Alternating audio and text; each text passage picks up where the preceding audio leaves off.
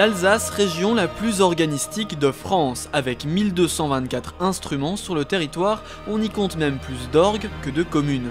Il n'en fallait pas moins à Cyril Palot, étudiant en musicologie scientifique, pour créer le festival Calinet, le festival régional des orgues organisé à travers toute l'Alsace. Créé en 2008, il rassemble les plus grands noms du milieu, ici la maîtrise de la cathédrale Notre-Dame de Paris à l'église Saint-Léger de Dessenheim. L'orgue, un instrument distingué par sa taille monstrueuse, mais surtout par des sonorités exceptionnelles. L'orgue a été qualifié par de nombreux compositeurs comme le roi des instruments ou comme l'instrument orchestre.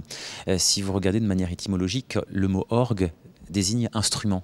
Ça ne désigne pas un instrument en particulier, ça désigne les instruments. Ça montre bien que c'est une synthèse sonore entre tout ce qu'il peut exister comme timbre. On dit que l'orgue est l'instrument qui a été choisi pour être dans les églises parce que c'est celui qui produit le plus d'ultrasons.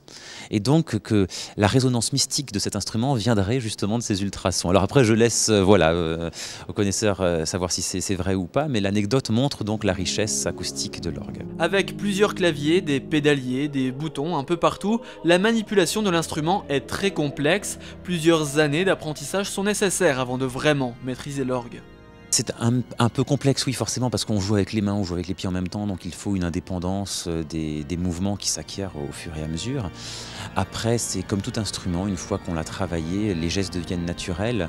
Et je comprends par contre que pour un néophyte, cela soit assez étonnant, parce qu'il faut tirer des jeux, on joue avec tous ses membres en même temps, ça peut paraître surhumain quasiment. Et c'est vrai que l'organiste se substitue, il est à la fois chef d'orchestre et à la fois il représente les 60 musiciens de l'orchestre. Donc c'est vrai que c'est un petit peu l'homme orchestre, si vous voulez. Débutée en avril dernier, la saison 2011 du festival semble déjà un succès. Les bancs des églises sont bien remplis, même s'il reste difficile d'attirer les plus jeunes dans la maison de Dieu. Conquérir les novices, c'est aussi la vocation du festival. Cet instrument peut-être est vu comme un peu poussiéreux par certaines personnes et l'orgue est encore forcément attaché à la messe, au mariage, aux enterrements et donc voilà, faire un concert sur un orgue, ça peut paraître peut-être original ou surprenant pour certaines personnes et donc il est plus difficile de remplir des églises autour de cet instrument, donc il y a un grand pari là-dessus et le fait que ça intéresse du monde nous encourage à poursuivre dans cette voie.